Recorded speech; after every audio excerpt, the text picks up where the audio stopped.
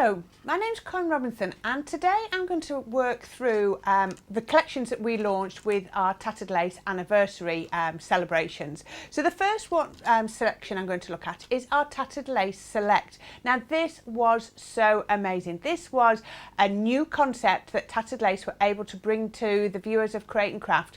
It was totally new. So when we show you our embossing folders, there's nothing new there. You've seen embossing folders before. You've also seen dies before, and again, nothing new.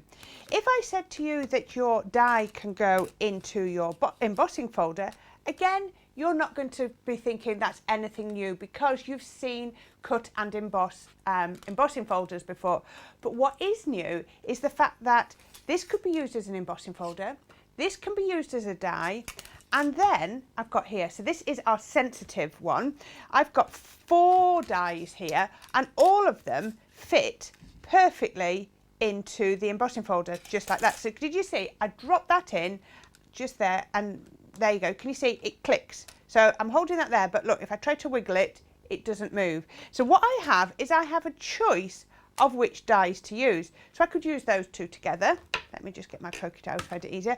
Or I could use just that inner one, but what's going to happen is it's going to cut where the die is and it's going to emboss where the embossing folder is. Now, perhaps I want that one with an aperture, so I would take the smaller die and again click it into that groove. Now on this side the grooves are slightly larger and that is where the dies click, and you'll see I've marked mine with a little black spot because that's just so that when I'm going I can quickly see that that is the side that the grooves are slightly bigger to put on. So I could, oh, I've knocked it. What I was going to say is I could actually lift that up and it would hold there for a little while, but it will actually hold there if you don't tilt it. But there you are, you can see we can alter this. So let me show you a quick go through with your largest one. So if I take the largest die and put that into there, and that's clicked, there we go, I can feel that. Then I'm going to get a piece of card, so just regular white card, and put that in. Fold that over. Now, what I've got here is I've got the plate combinations for an embossing folder. So for the Pro Cut that I'm using now, I've got my 2 3mm mats, you can see 2 3mm mats, and my magnetic shim. So what I'm going to do is I'm going to pop my embossing folder on. I've put the hinge to the top, and there is logic in doing that, and that's because when I do that, it's going to be pinned. I'm just checking I've not picked anything else because I'm always doing that. It's going to be pinned by the machine and it means that it can't open, so that's all good. Now I've set this up and I don't think there's a pole there, not that you can see, and I'm not sure whether my plates are going to go through, so I'm just going to see how far that's going to go. I just have to move my embossing folder there, my die cut. Sorry, I had to move that a little bit closer, otherwise it would run out of space, and it's there we are. So I can open this up now and I want to show you this as we open it up. There we are. So as I open this up, I've got the reverse side there. There we go. Now look at that. We have got the perfect cut all the way around the outside. And can I just say that these come more like your deep dish dies than your regular thin dies. So you are going to be able to cut quite thick materials on this. But so I've got the perfect cut all the way around the outside. But look at how beautifully, let me see if I can catch that light. There we go. How beautifully that has embossed. Can you see? It's such a deep emboss and it's perfect whichever angle. So if I turn that round so you can see, there isn't any single bit that I'd call a hot spot or a weakness. It's cut perfectly.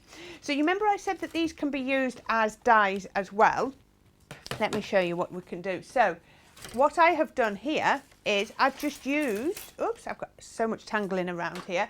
I've used the outer die, just there, the largest one. I've folded my card, this was just a piece of A4 card, folded it in half, and I've put my largest die over the top, just like that. Now, can you see it's not over the top there? So that is effectively making a card blank.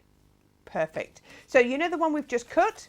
Now that is going to fit on the front, and we now have a shaped card with a beautiful front. So let's put this here. Now remember, these are embossing folders, so remember all of your embossing folder techniques. You can letterpress with these, you can ink with these, you can even stamp with these embossing folders, because we've shown you how to do stamping with an embossing folder before. Just ink it up and then press it down and maybe roll something like a brayer over it, but don't put it through your die cutting machine, and then it stamps as well.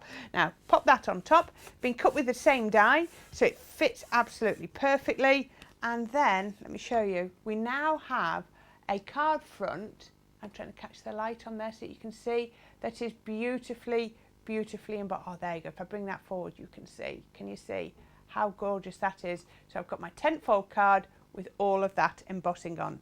Now remember I said you've got lots of different sizes, so if I move down to the second size die and do exactly the same, I've now got this one in pink, and again if I pop that there you can see absolutely gorgeous embossed, and it matches perfectly with the one below. So what I can do is I can pop my tape off here, and what I'm actually going to do is I'm going to pop a little bit of wet glue on here, because I want to make sure it lines up exactly.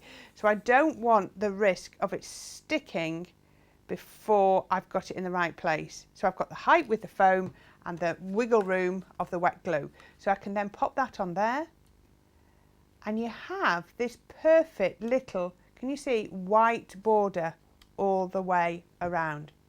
Now for each, oh sorry, I'm going to say go to the next bit. So then this bit is just using the embossing folder with the two smaller dies. So you can see I've used all 4 dies across here, largest one, second, third and fourth, to create this. And again I've created a little bit of a frame, but I'm just going to wait for a minute before I stick that one down.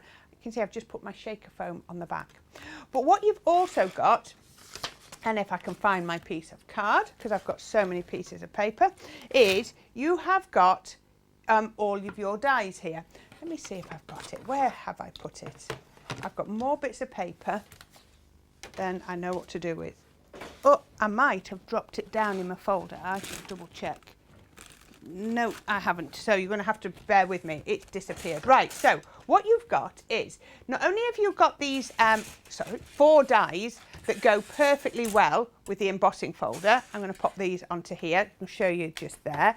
You've also got another set of foundation dies, and they're all on this mat together. So these are the dies that go with the embossing folder, but separately, they were a separate purchase. We have the foundation dies, and it's about they vary between 17 and 20 dies, I think, depending on which collection you bought. So you've then also got these gorgeous foundation dies, and I can see my piece of paper. No, that's not there. So we can do that, and then what I've done is I've cut a sentiment out of using that one. Can you see? So that means that whatever you're doing, you can match the detail. So there we go. I've just cut that one out.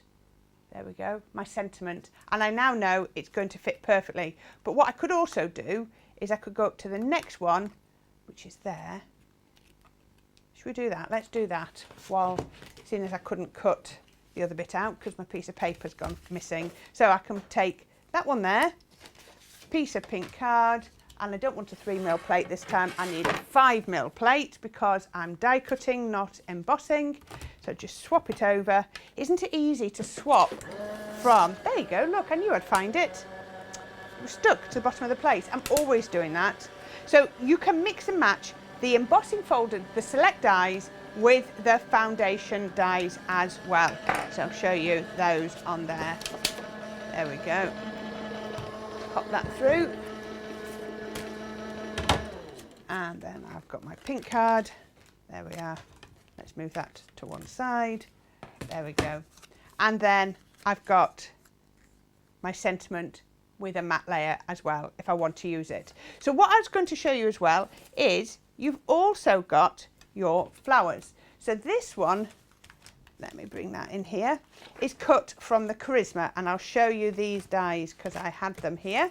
There we go. So this is the Breathtaking. It's called Breathtaking because you've got, can you see that little piece of baby's breath on the Charisma?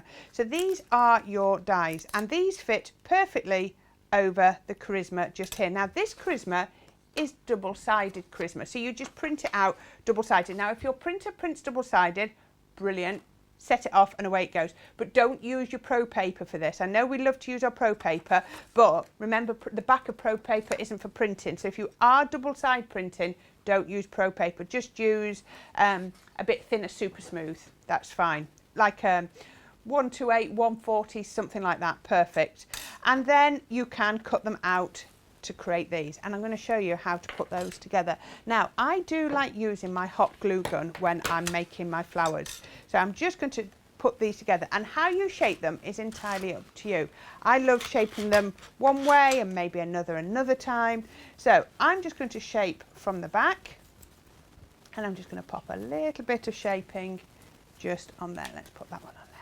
Once you've shaped the backs of your flowers, turn them over and then just shape the fronts. And then all you need to do is you just glue them together. Let me see if my glue gun just went up. So all you need to do is you take the one petal, you put a little bit of glue on the back, you cross them over, and then using your pokey tool, just press into there, and that gives you lots of shape. Now, this is one I've just put together, so you can see, let me just show you on here, absolutely gorgeous. So you can put them together and shape them just like that. So I've just put the stamen in the center, and you can see I've just put a little liquid pearl in the middle. Now, there's lots of different ways you can shape them. So this one here, we've shaped them by just shaping the petals like that, and then done exactly the same. So just, oh, look at that one, it could do with a little bit more shaping just there.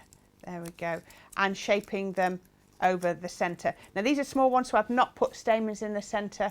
I've just used the petals like that. So it's entirely up to you. So if we put those to one side for a minute and bring back the card. Now, this was the card base that you saw me put together. Remember, we've got the frame, which I don't want to put on just yet, and that's because I've got my little birds on a bough. So I've shaped the back of the flowers just slightly. I put a little bit of wet glue on. Now I'm going to pop them right, so can you see it's coming over more to the right hand side.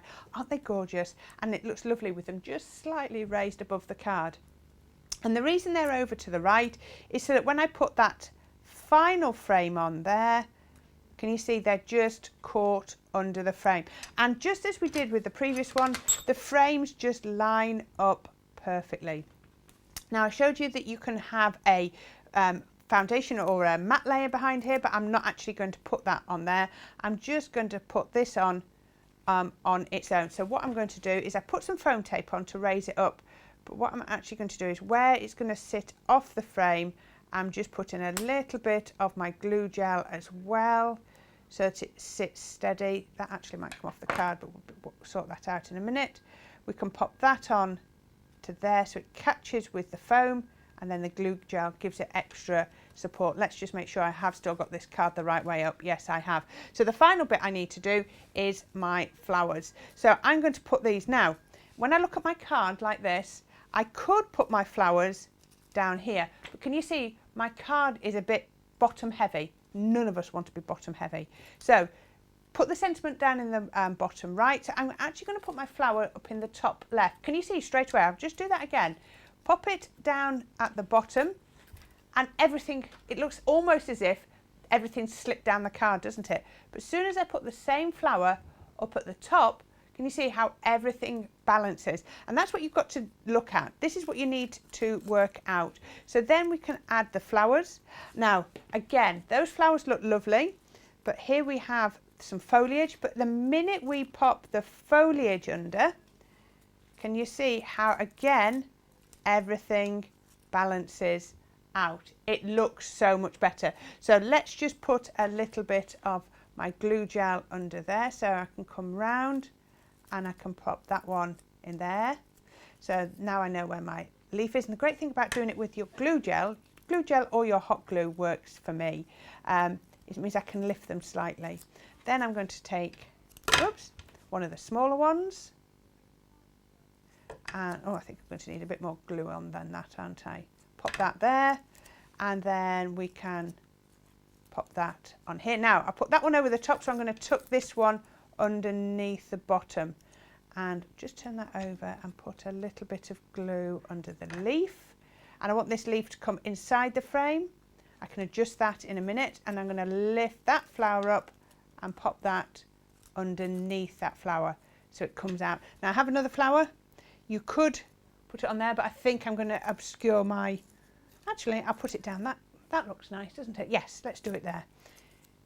I always say this, I plan my demos to show you, but then when you actually come to make them up, something comes to you and you just change it. Now look at that. So we have our sensitive frame with our sensitive embossing folder, and we've also cut our sentiment out of the same shape, so everything works. I'm going to turn this round. Now the last thing you might want to do is, if it's not standing very steady, just trim the back to give you a flatter bottom. But actually this one works really well. Let me bring that forward so that you can see. How about that? Yeah, you can see it's just wobbling a little bit. I might in a minute just trim a little bit off, but how beautiful is that?